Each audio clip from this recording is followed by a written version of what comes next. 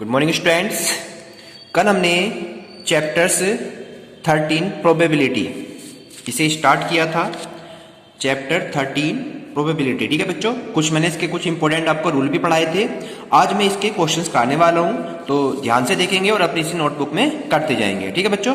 चलिए क्वेश्चंस आपका first question की ओर चलते हैं। फर्स्ट क्वेश्चन आपका आ जाता है, क्वेश्चन है यदि P A probability of A, कोई ए एलिमेंट है, यदि A P A is equal to 1/2 है गिवन दिया हुआ है, एंड पी बी दूसरा एलिमेंट दिया हुआ है कौन सा 0, देन आपसे कहेगा फाइंड कीजिए पी, क्या फाइंड कीजिए बच्चों, पी ए बटे बी को ज्ञात कीजिए या इसका मान ज्ञात कीजिए। ये एमसीक्यूज में भी क्वेश्चन आ सकता है और 1 मार्क्स में भी क्वेश्चन आपका आ सकता है। तो पी ए 1/2, पी बी इतना, देन पी ए बटे बी हमें ज्ञात करना है। तो मैंने इसका पीछे आपको रूल बताया था कि पी ए बटे बी हमें निकालना है, तो इसका फॉर्मूला होता है P A intersection B upon में पी बी, यानी जो नीचे होता है वो एलिमेंट आपका नीचे आ जाता है। ये क्या है बच्चों, इसका रूल है, फॉर्मूला है, ठीक है बच्चों। यहाँ पर अब सारी वैल्यू हम यहाँ पे कैसे पुट करेंगे, पी बी हमें दे रखा है, पी बी कितना है बच्चों हमारे पास में गिवन है, कितना 0। ए इंटरसेक्शन भी हमारे पास गिवन नहीं है, लेकिन हम क्या करेंगे यहाँ पर, जब वैल्यू को पी ऐसी रखा, A intersection B as it is रखा, एंड अपॉन में हमने क्या रखा 0। तो किसी नंबर के अपॉन में जब 0 होता है देन उसकी वैल्यू क्या होती है बच्चों, यहाँ पे इनफाइनाइट कहते हैं इसे, या तो या हिंदी में लिख देते हैं अपरिभाषित, परिभाषित नहीं है, परिभाषित नहीं है, क्या लिखेंगे, परिभाषित नहीं है या अपरिभाषित। यानी हम ऑप्शंस में इसका आंसर क्या लिख सकते हैं यहाँ पे, या तो आंसर मिलेगा आपको इनफाइनाइट या आंसर मिलेगा आपको अपरिभाषित। क्या मिलेगा बच्चों आपको, अपरिभाषित, या क्या मिलेगा, परिभाषित नहीं है। कोई से भी आंसर मिले तो इस तरह से हमारा आंसर बन जाएगा पी ए बटे बी का। वेरी इंपॉर्टेंट क्वेश्चन है, बड़े ध्यान से क्वेश्चन को करना है, ठीक है बच्चों। नेक्स्ट क्वेश्चन की ओर चलते हैं। चलिए सेकंड क्वेश्चन चलेंगे। इसका कुछ इंपॉर्टेंट रूल जो है कल मैंने पढ़ाए थे उनको पढ़ लेना, तभी आपको ये क्वेश्चन समझ में आएंगे। सेकंड क्वेश्चन है, वेरी इंपॉर्टेंट क्वेश्चन है सेकंड वाला बच्चों। क्वेश्चन नंबर सेकंड क्वेश्चन क्या कहता है, सेकंड क्वेश्चन है यदि पी ए की वैल्यू हमें गिवन है, यानी दे रखी है 7/13, ठीक है, देन पी बी हमें दे रखा है बच्चों कितना 9/13, and P A intersection B B अब की बार हमें दिया हुआ है कितना बच्चों यहाँ पर 4/13।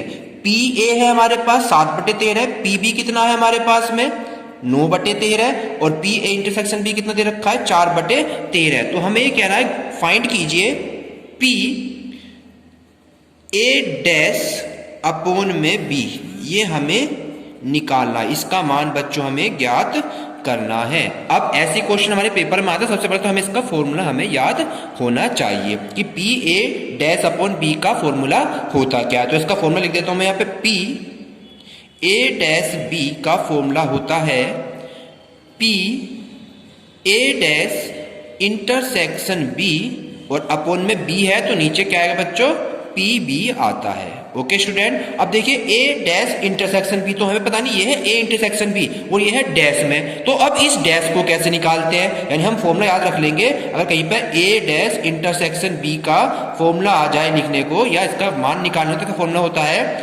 P B minus P A intersection B, ये हमारा क्या हो गया बच्चों, इसका फॉर्मूला बन जाता है किसका, P A dash intersection B का। तो इस ऊपर वाले फॉर्मूला क्या लिख देंगे हम यहाँ पे, P B minus P A intersection B, then divide में पी बी, ये आपको इसका फॉर्मूला हो गया P A dash upon B का, ये फॉर्मूला हो गया। सारी वैल्यू हमें गिवन है, यानी पी बी कितना दे रखा है बच्चों यहाँ पे 9/13 लिख दिया, माइनस इंटरसेक्शन है 4/13 लिख दिया, अपॉन में चलेंगे पी बी कितना दे रखा है 9/13 13 है। ओके स्टूडेंट, समझ में आया? पी ए का कोई मीन्स है ही नहीं इसमें, बस इसे सोल्व करेंगे और हमारा आंसर आ जाता है। ऐसे क्वेश्चन हमें एमसीक्यूज में मिलने वाले हैं। चलिए, ऊपर वाले में एलसीएम सेम है, तो एलसीएम आ गया इसका 13 और ऊपर के नंबर एज इट इज लिख देते हैं। नीचे वाला नंबर अभी 9/13 ऐसे ही रखा।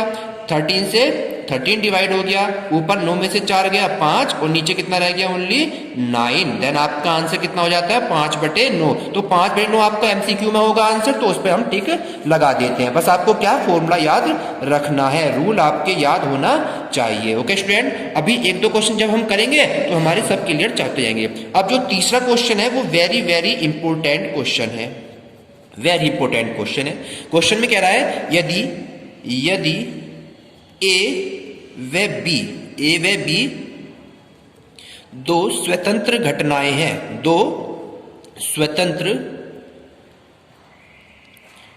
घटनाएं हैं, तो पी ए की वैल्यू गिवन है हमारे पास में 3/5 दे रखी है। ठीक है, पी बी हमें दे रखी है वैल्यू 4/9 दे रखी है, और आपसे फाइंड क्या करवाने को कह रहा है, तो ज्ञात कीजिए P A dash intersection B dash. अब की बार हमें दोनों डैश की वैल्यू निकालनी है, probability A dash intersection B dash. अब इस प्रोबेबिलिटी का वैल्यू हमें फॉर्मूला याद होना चाहिए। क्या होता है formula? P A dash intersection B dash का बच्चों फॉर्मूला याद रखेंगे 1 - पी ए यूनियन बी होता है इसका फॉर्मूला। ये क्या है बच्चों? फॉर्मूला है ये। ओके स्टूडेंट, क्या होता है फॉर्मूला?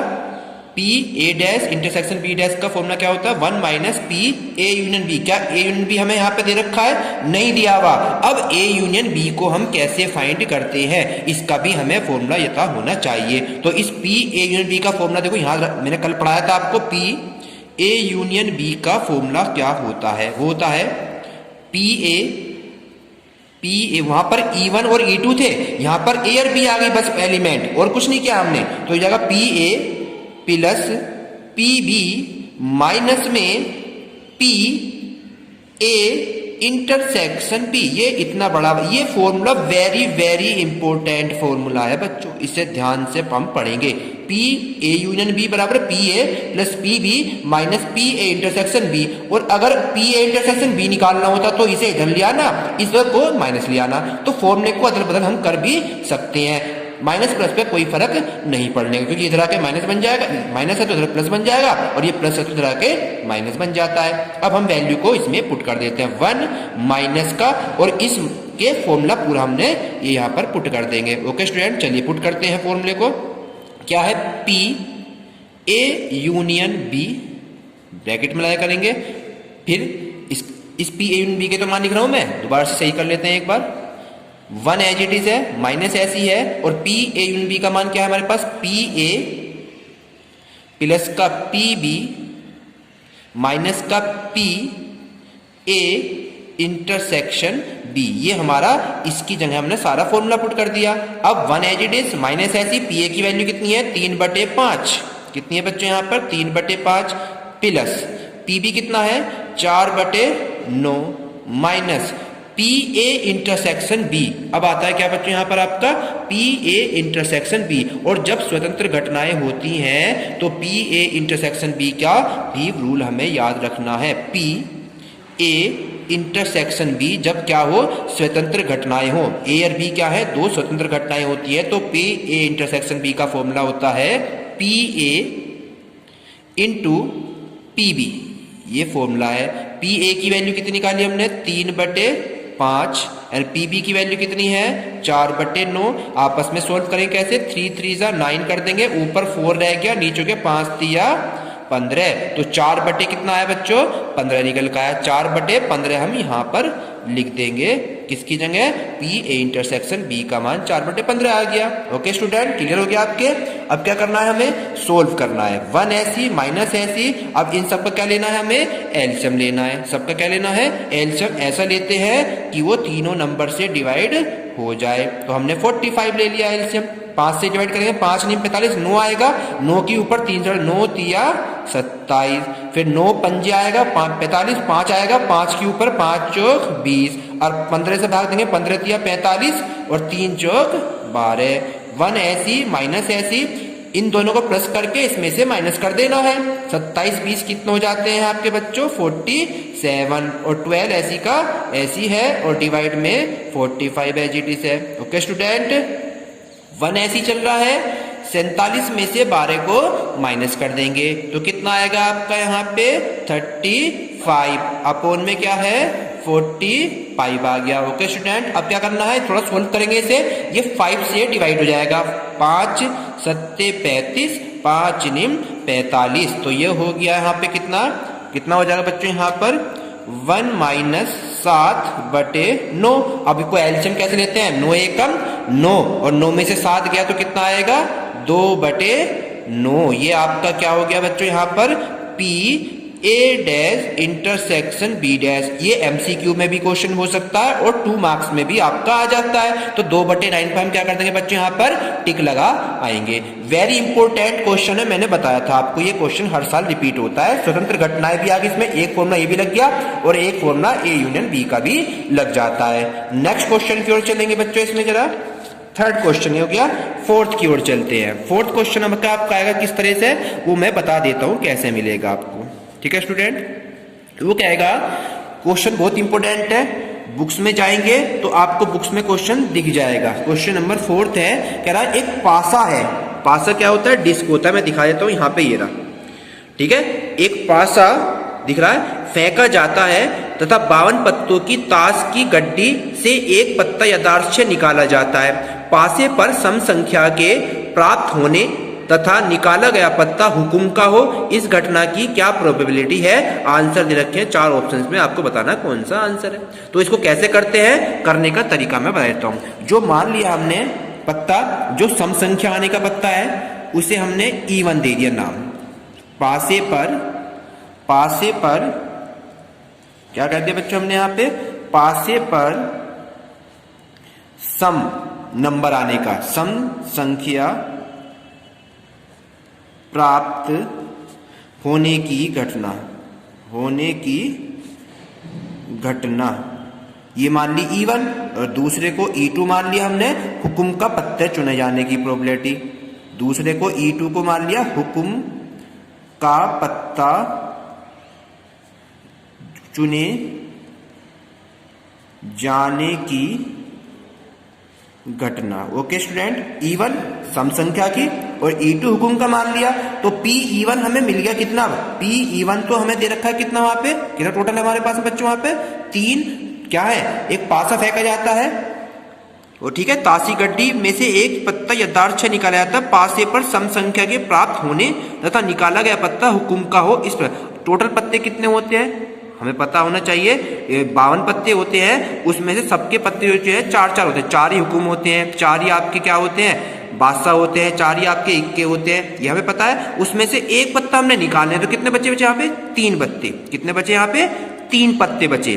क्लियर समझ में आया, तो हमारे पास 3 पत्ते जो बचे यहाँ पर इतने हमारे पास में। ओके स्टूडेंट, अब हमारे पास क्या बचा, हमारे पास में क्या रहा है, गड्डी में से निकाले गए सम संख्या के प्राप्त होने की निकाला गया पत्ता हुकुम का हो, इस घटना की प्रोबेबिलिटी क्या होगी। तो हमेशा ध्यान रखना है किसी भी पासे पे को जब फेंकते हैं, ठीक है पासे को जब फेंकते हैं तो उसमें से 2 कंडीशन होती है, तो हमेशा याद रखना है 1/2 आता है तो कितना हो जाएगा ये 1/2, PE1 हो गया। और PE2 क्या होगा, PE2 क्या मतलब है 52 पत्तों में 13 पत्ते चिड़िया के, 13 हुकुम के, 13 पान के और 13 ही हुकुम के, जो कितने हो गए 13 चौका 52, 13 पत्ते होते हैं सारे, 13 4 टाइप के पत्ते होते हैं, हुकुम के, पान का, चिड़िया का और ईंट का। ये आपके पत्तों की संख्या होती है, सभी पत्ते 13 पत्ते होते हैं टोटल। ठीक है बच्चों यहाँ पर, तो E2 जो निकलेगा आपका क्या होगा, 13 तो पत्ते हैं जो चारों प्रकार के हैं और टोटल पत्तों की संख्या कितनी दे रखी है 52, तो ये 13 एकम 13, 13 चौका 52, तो ये E2 हो गया कितना आपका, E2 कितना आया बच्चों यहाँ पर आपका 1/4 आ गया। अब हमें क्या निकालना था, वहां पे निकाला गया पत्ता हुकुम का हो, इस घटना की क्या प्रोबेबिलिटी है कि वो पत्ता हुकुम का हो। तो यानी कि हमें क्या निकालना है, इंटरसेक्शन दोनों में से सेम। सेम कहता है इंटरसेक्शन, यूनियन कहता है जो सेम हो वो भी, जो बचे वो भी लिख देते हैं। तो अब यहाँ क्या लिखेंगे, P E1 intersection E2 is equal to, formula क्या हो जाएगा बच्चों यहाँ पर, P E1 स्वतंत्र घटनाएं हैं, देन P E2, इसको फॉर्मूले को लगाएंगे और हम आंसर आ जाएगा P E1 की वैल्यू 1/2 मल्टीप्लाई ऑफ 1/4, 1 की 1 में और 2 की 4 में कितना हो गया, 8 हो गया। देन यही हमारा क्या हो गया बच्चों, आंसर बन जाता है। तो इस टाइप के क्वेश्चन आज मैंने आपको 4 टाइप करा दिए हैं। कल मैं इसकी नेक्स्ट वाली एक्सरसाइज कराने वाला हूँ, बहुत सारे क्वेश्चन है बच्चों इसमें ये, तो इसे ध्यान से करेंगे। कल मैं आपको नेक्स्ट क्वेश्चन को कराऊंगा। Thank you.